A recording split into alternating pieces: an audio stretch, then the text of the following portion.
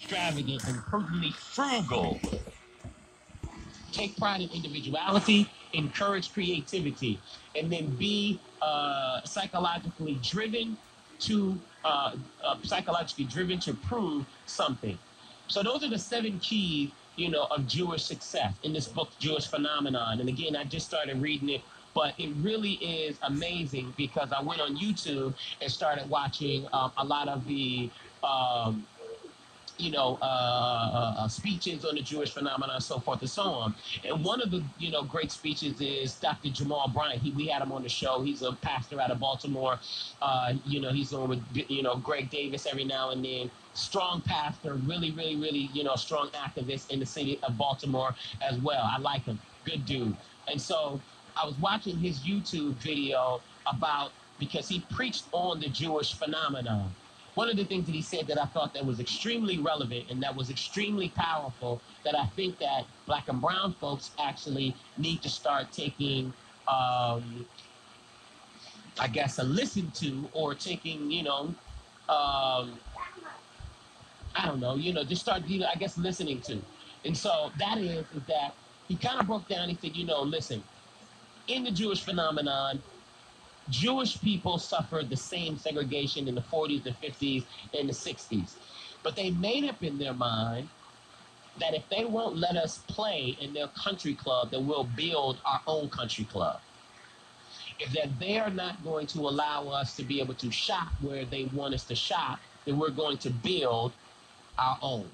And that is the mindset, speaking from from Jamal Bryant, that is the mindset in regards to Jewish people and the mentality.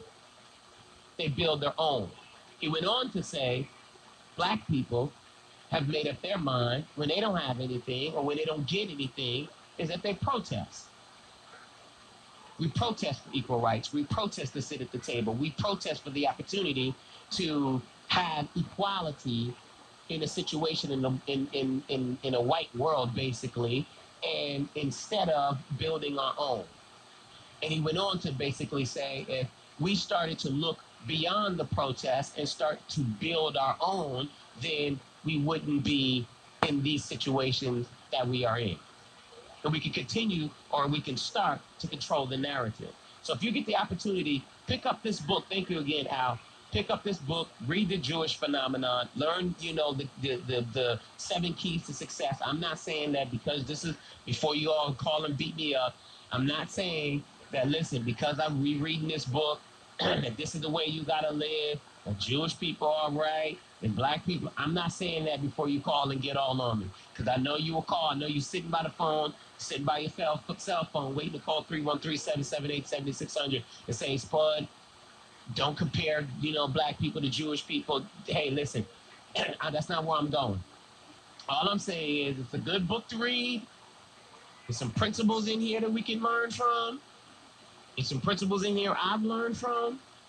It's some principles in here you can learn from, especially when we're talking about building wealth, when we talk about building economic empowerment. We're talking about building the things that we need to be able to build a community. My man, Reverend David Alexander Bullock, I remember listening to his show a couple of months ago, and he was saying, listen, if we take our wealth and we start to do the things, and build up Brighton on our own, then sure, we can have our own communities. Don't have to worry about that. Right? So, 313-778-7600. Let me start with Aaron, line 1. How are you, Aaron? Good. How are you doing, Bud? I'm good, man. Thank you. Thanks for taking my call. I just, about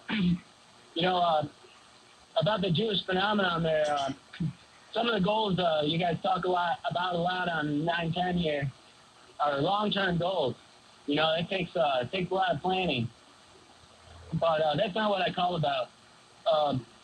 Yesterday you were talking about the pay inequality in Hollywood, and something just occurred to me.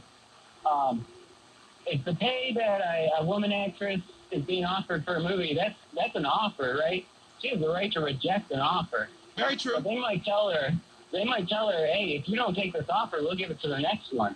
Right. But when the next guy is Mark Wahlberg, and he says, hey, I'm only going to take 100, whatever it is. I have no idea what they make.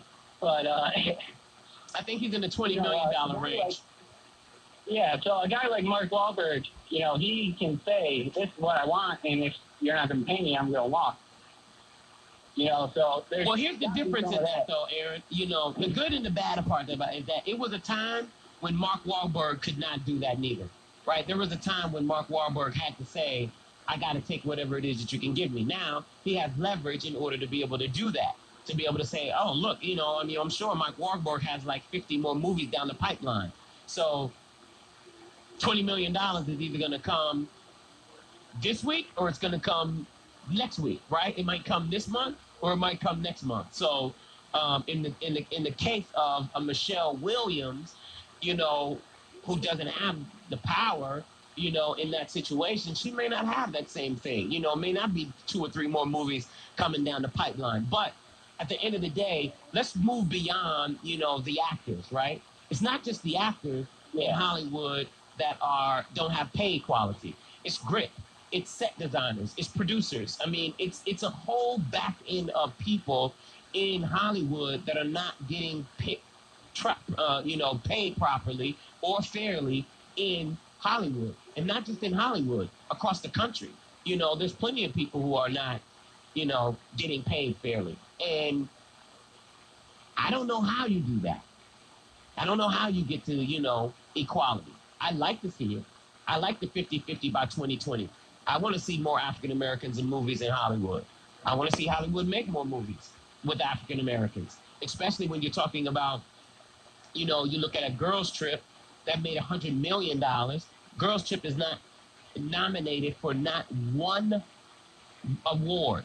It has absolutely no award. Golden Globe, Oscars, SAG, none of that. And this is a $100 million movie. Yeah, that's about changing the culture. Very true. Making it more, you got to make them more in demand. If you want to see, the reason they whitewash over these movies is because those are the actors and actresses that bring in the sales. And that's bottom line for the movie producers there. Yeah. The sad part about it is that when you see, and this doesn't happen in the movie business. This happens in the record business as well, right? It's rip off and duplicate, right? You see a Tyler Perry, oh my gosh, he makes, a box office, hit. Oh, let's do that again. Let's do that again. Let's do that again. And so then it becomes this, if we stick to this particular type of cookie cutter, lifestyle or movie making, then this is what we know is going to make money. I get it from an investor's perspective. You're only thinking about, how do I make money in this situation? I want to be able to put my money in and be able to flip it. It's the same thing in the record business. Oh, look at the record business. Hey, this is what's working right now. Let me make 5 more futures instead of me diversifying the culture in the movie and the music business. And then I can be able to, I guess have some versatility and diversity in both, industries. But from an investor's perspective, from a record company perspective, the people who's putting up the money, I don't want to lose money. This is what I believe wins. This is what I'm going to put my money to. If you knew that you could go to MGM Grand right now, Aaron, and you can put money in a slot machine, and that money kicks out $5,000, what are you going to do? You're going to put money in that same machine again. Or even if you come back, when you leave and come back every single time, you're probably going to go back to that same machine because psychologically you're going to think, I hit here $5,000 before, I might as well go. I'm going to go to this thing again. See if I get $5,000. Right? Yeah, well, I take my chance. We'll both take our chances on that one. All right, Spud. Yeah, that's all I had to say. I appreciate